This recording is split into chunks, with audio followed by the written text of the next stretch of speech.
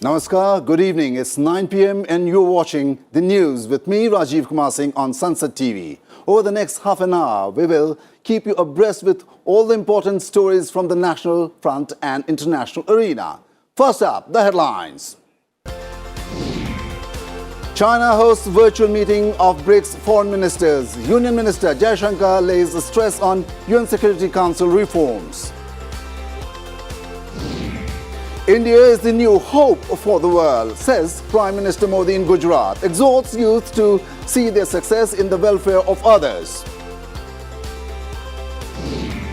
Gyanrapi survey report submitted to Varanasi court. Supreme Court directs it not to issue order till it concludes hearing on Friday. Central University's common entrance test for postgraduate courses from this session. Exam in the third week of July to be both in English and Hindi languages. In Assam, over 6,60,000 people in 27 districts are displaced by floods. Relief and rescue work continues.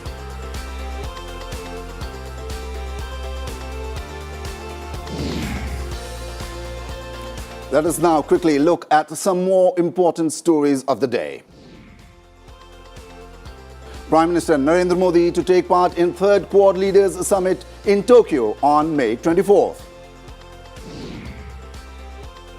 New Delhi expresses concern over global food insecurity, asserts India will play its due role in advancing global food security. Investors lose nearly 7 trillion rupees as Sensex crashes 1,416 points, rupee at all-time low. Universities should be a platform for exchange of views, not a space for ideological battles, says Home Minister Amit Shah. IMD issues orange alerts with possibility of isolated heavy to very heavy rain in 12 districts of Kerala. Price of LPG cylinders hiked for the second time in May. Domestic LPG cylinder costlier by 3 rupees and 50 paise. Commercial cylinder hiked by rupees 8. Temperature in North India to rise again. Mercury to rise to 45 degrees Celsius mark by Friday. Yellow alert warning of heat wave in parts of Punjab. Top officers of Air Force, Navy and Army meet in Shillong. Review the operational issues in the eastern region. INB Minister Anurag Thakur delivers keynote address at Cannes. Says India will become preferred destination for post-production hub of films. Sri Lanka defaults on debt for first time in its history. 30-day grace period to repay $78 million debt. Interest payment expires.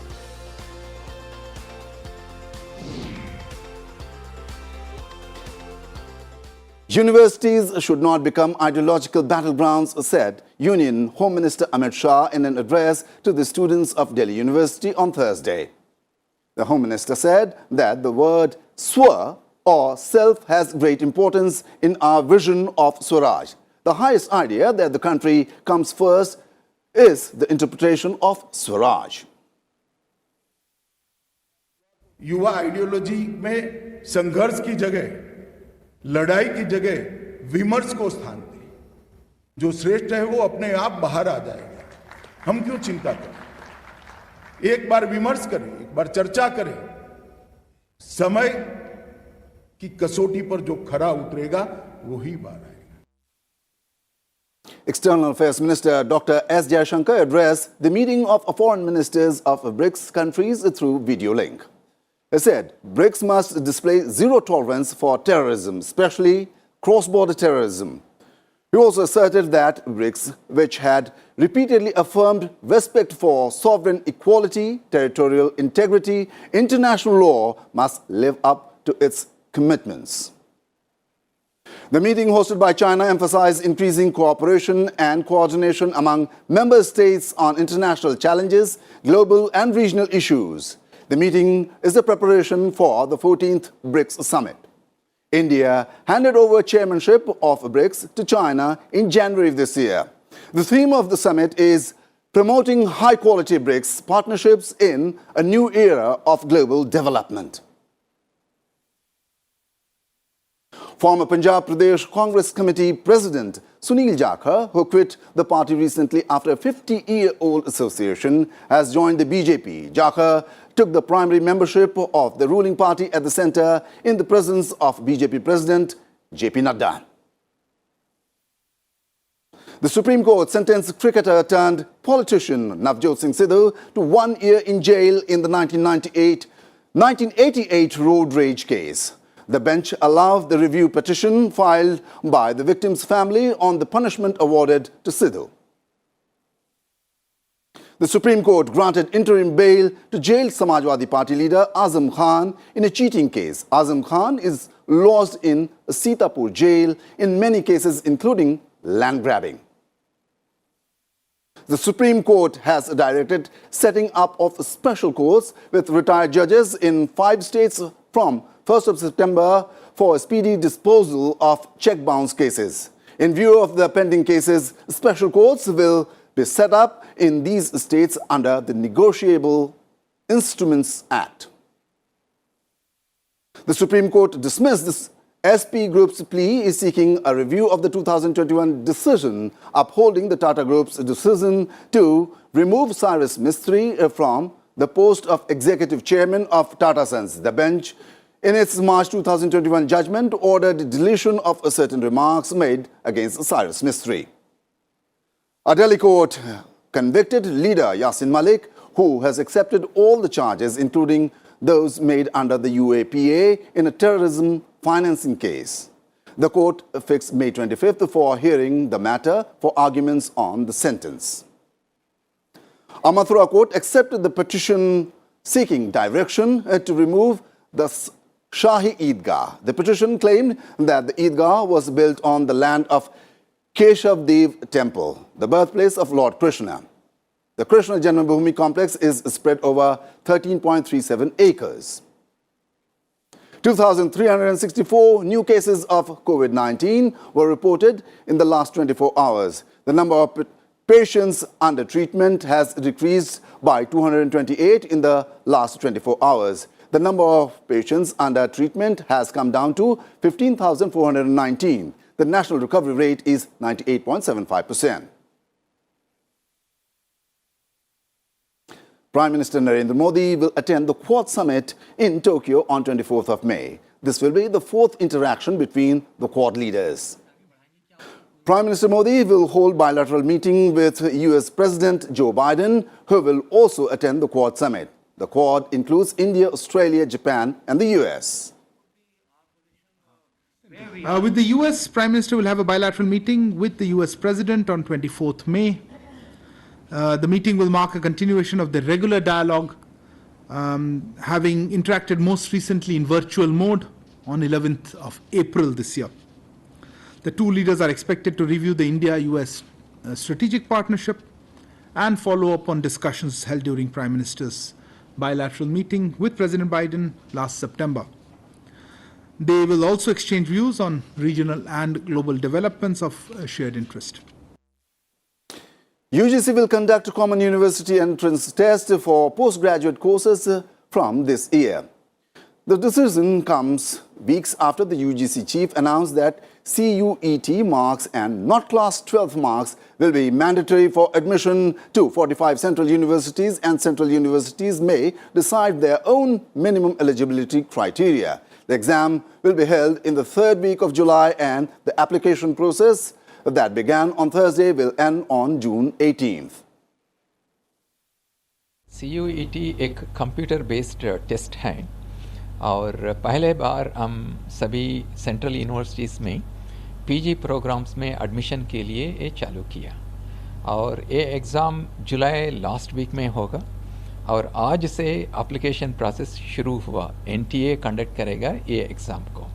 अब एक single entrance exam है और ये 2 session होगा, morning session और afternoon session में लोग लिख सकते हैं।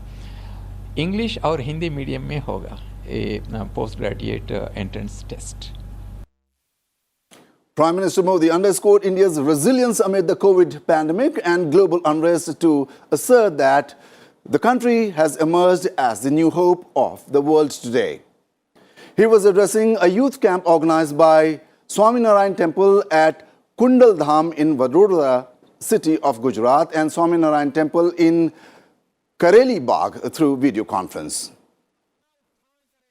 नए भारत के निर्माण के लिए सामूहिक संकल्प ले रहे हैं, सामूहिक प्रयास कर रहे हैं। एक ऐसा नया भारत जिसकी पहचान नई हो, आधुनिक हो, फॉरवर्ड लुकिंग हो और परंपराएं प्राचीन मजबूत नींव से जुड़ी हुई हो। Lok Sabha Speaker Om Birla inaugurated the 49th IFTDO World Conference on Thursday. The conference will discuss the future of work and agile work environments. नौजवान हो, श्रमिक हो, उच्च शिक्षा प्राप्त करने वाला नौजवान हो, उसकी कार्य संस्कृति में एक व्यापक परिवर्तन भारत में हुआ है। अब हमारा आने वाली पीढ़ी का नौजवान एक अद्भुत रूप से नई टेक्नोलॉजी के साथ, नए इनोवेशन के साथ, नई सोच के साथ आज भारत में भी नेतृत्व कर रहा है। Flooded Assam has shut educational institutions in many districts till Friday. About 7 lakh people are affected by the floods in the state. 147 villages of 3 mandals are presently submerged in water. Many areas have been cut off due to the loss of road connectivity. Army and NDRF personnel are trying to rescue people stranded in different areas. Time for a short break here. On the other side, UN chief appeals to Russia to allow Ukrainian food grains into world markets.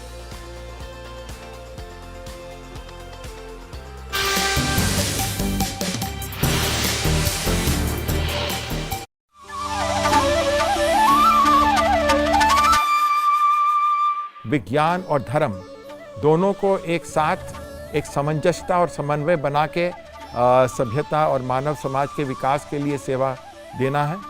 फिर स्त्री पुरुष की समानता। प्राचीन काल से हमने देखा कि हालांकि एक तरफ तो हम स्त्री को देवी के रूप में देखते हैं, लेकिन दूसरी तरफ कितना ज़्यादा अन्याय और शोषण भी देखते हैं। तो इसके पीछे कारण क्या है? क्योंकि मनुष्य का अर्थ ये होता है स्त्री और पुरुष। जो लिंग है वो भी एक प्रकृति का नियम है, एक सिद्धांत है।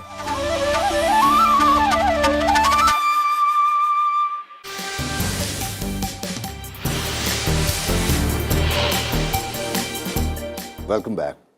Let's now get you all the latest developments from the Russia-Ukraine war.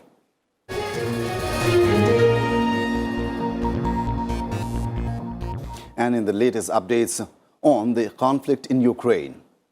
Ukraine President Zelensky says the country won't accept any ceasefire until all the Russian troops pull back. Thursday's statement after several rounds of talks with Russia reflects an increasingly confident stand taken by Ukraine as it has fought the Russian offensive to an effective standstill. Several Ukrainian officials have recently issued similar statements, although they haven't specified what would constitute total withdrawal. British military authorities say Russia's centralized command and control structure is likely to come under increasing strain as senior officers seek to avoid responsibility for failures during the invasion of Ukraine. The UK Ministry of Defense, in a briefing posted on Thursday morning, said a number of senior Russian commanders have already been fired for poor performance during the war. The ministry also said it is unclear whether the chief of the general staff retains the support of President Vladimir Putin. More than 1,700 fighters who were in Mariupol's Azovstal steel plant have laid down their arms, Russia's defense ministry says. In the past 24 hours, 771 militants of the Azov nationalist unit have surrendered at the blockaded Azovstal plant in Mariupol, the minister said on its Telegram channel, bringing the total who have left to 1,730. Finland is opposed to NATO deploying nuclear weapons or setting up military bases on its territory, even if it succeeds in its bid to become a member of the military alliance, Prime Minister Sanna Marin has said. Marin said such moves were not part of Helsinki's membership negotiations with the military alliance. Russia is hopeful that a solution for grains export from Ukraine could be found, its deputy foreign minister has said. He added that the removal of sanctions should also be considered. Ukraine used to export most of its goods through seaports, but since Russia's invasion, it is forced to export by train or via its small Danube River ports. Russia's progress in Mariupol has sparked concerns that it could widen its offensive to target more in southern Ukraine. The Ukrainian army says it is fighting back against Russian troops suffering low morale. But in Mykolaiv, residents live in fear of renewed Russian assault. In the latest tit-for-tat diplomatic move, Russia has expelled 5 employees of Portuguese embassy in Moscow. The decision comes after 10 Russian diplomats in Portugal were declared persona non grata. The Russian Foreign Ministry said in a statement, this unfriendly step would have a negative impact on Russian-Portuguese relations, it added.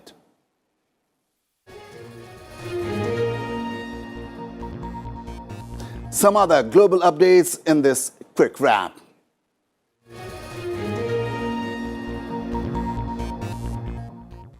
India on Thursday expressed concern over global food insecurity and stressed on working together to mitigate the hardships of those most affected.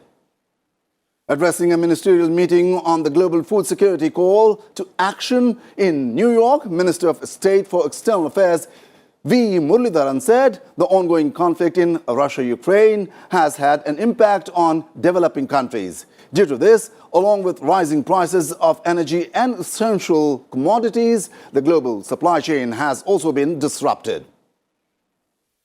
The situation is therefore severe and cannot be neglected. We all need to work collectively together to alleviate the sufferings of the most affected. The food security challenges emanating inter alia from Ukraine conflict require us to respond creatively. There is no effective solution to the current global food crisis without reintegrating Ukraine's food production as well as the food and fertilizer produced by Russia and Belarus into world markets. UN Secretary General Antonio Guterres said this on Wednesday, effectively highlighting the limits of sanctions and policy of exclusion being followed by Western nations in the wake of the conflict in Ukraine. Briefing a ministerial-level meeting on global food security convened by the United States, UN Chief Guterres appealed to Russia to allow Ukrainian food grains into world markets. Russia must permit the safe and secure export of grain stored in Ukrainian ports. Alternative transportation routes can be explored, even if we know that by itself they will not be enough to solve the problem. And Russian food and fertilizers must have unrestricted access to world markets without indirect impediments. U.S. Secretary of State Antony Blinken wanted countries with significant grain and fertilizer reserves and financial resources to step up and do it fast.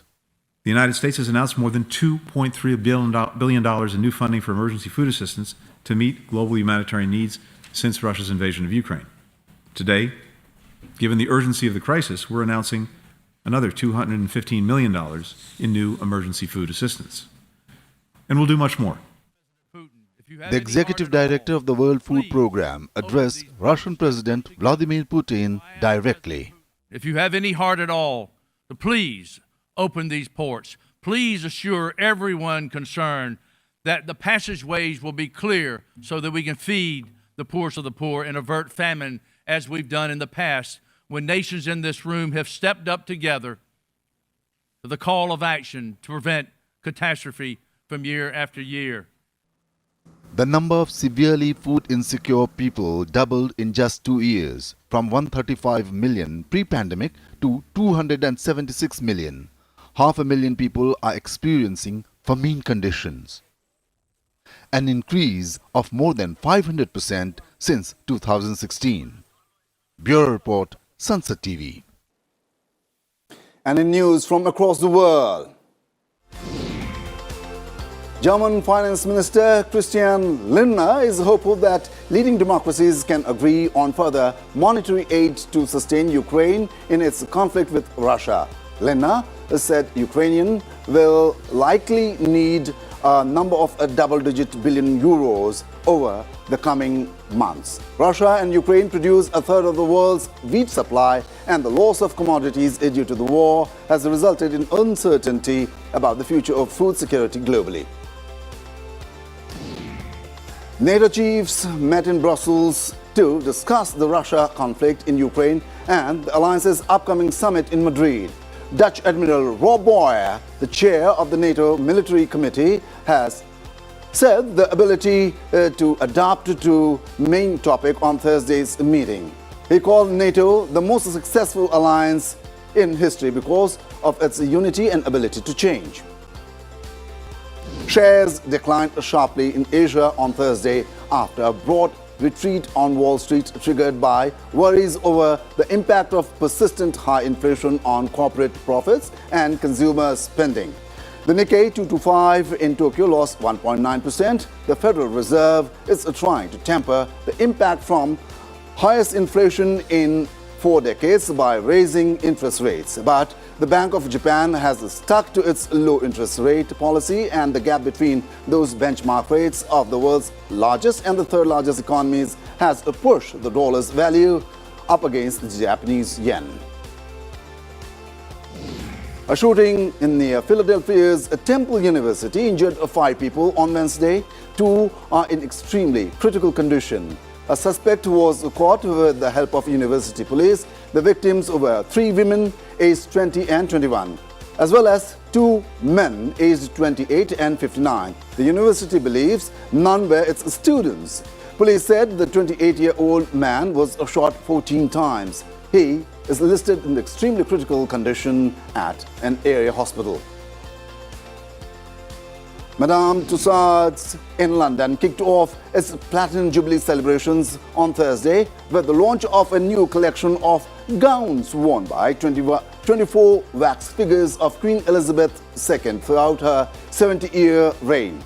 The collection features a replica of the Queen's coronation dress from 1953 created by John Tussauds, the great-granddaughter of the original founder, Mary Tussauds, and attractions then head of wardrobe.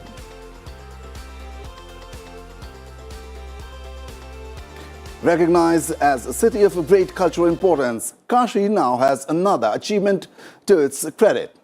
The Shanghai Cooperation Organization has declared it its cultural and tourism capital. A resolution to this effect was adopted at the meeting of Ministers of Tourism and Culture of the SCO countries in Uzbekistan's capital, Tashkent. Union Minister of State for Culture Arjun Ram Meghwal thanked all the SCO countries for bestowing this unique honor on Varanasi. The minister said that Varanasi will be the venue for several events in the coming days, including the Ramayan Fair, Kite Festival, and extensive cultural programs.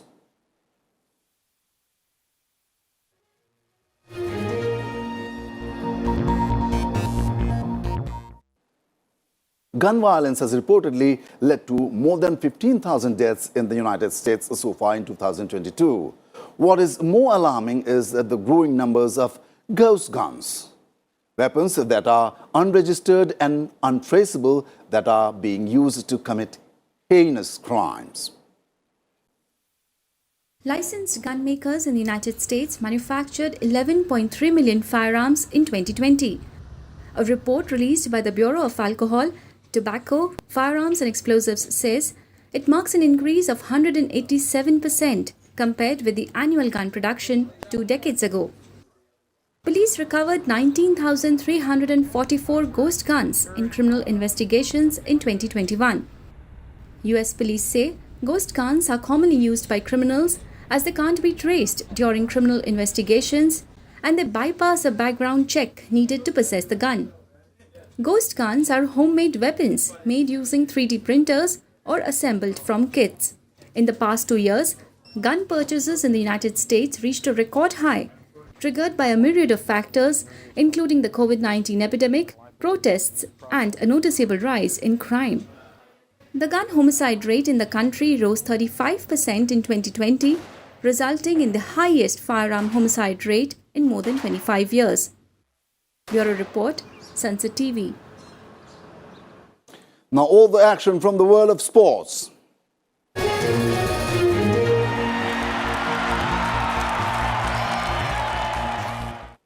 India's Nikhat Zareen won the coveted gold medal in the IBA Women's World Championships final in the 52 kg category. She won the title fight, overwhelming her opponent Thailand's Jitpong Judamas in an unanimous 5-0 decision. In badminton, PV Sindhu has reached the quarterfinals of the Thailand Open. In the second round match, 6th seed Sindhu defeated South Korea's Sim Yoo-jin in straight games 21-16, 21-13. In the quarterfinals, Sindhu will face familiar foe Akane Yamaguchi of Japan. Sindhu has a favourable 13-9 record against Yamaguchi going to the quarterfinals. Kidambi Srikanth did not play his second round match in the Thailand Open owing to injury. BAI informed that the Indian shuttler gave a walkover to Nath Nguyen of Ireland due to a right calf muscle pull. Srikanth hopes to recover in the next 5 days and will then decide about his participation in the next tournament.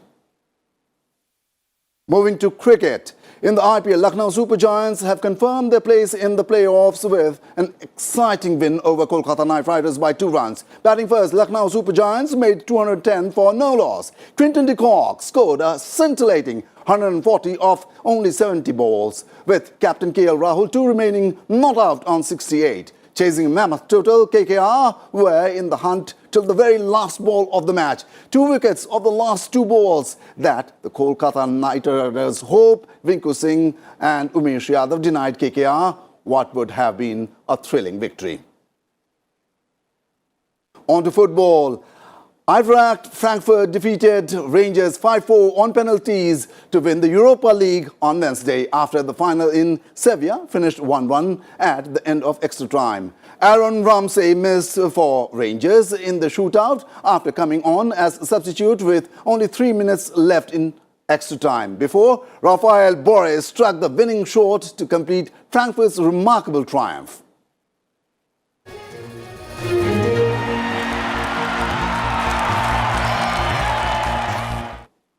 And now, a relook at the headlines. China's hosts virtual meeting of BRICS foreign ministers. Union Minister Jaishankar lays stress on UN Security Council reforms. India is the new hope of world, says Prime Minister Modi in Gujarat, exhorts youth to see their success in the welfare of others. Gyanrapi survey report submitted to Varanasi Court. Supreme Court directs it not to issue order till it concludes hearing on Friday. Central University's common entrance test for postgraduate courses from this session. Exam in 3rd week of July to be in both English and Hindi languages. India's Nikhat Zareen wins coveted gold medal in the IBA Women's World Championships final in 52 kg category.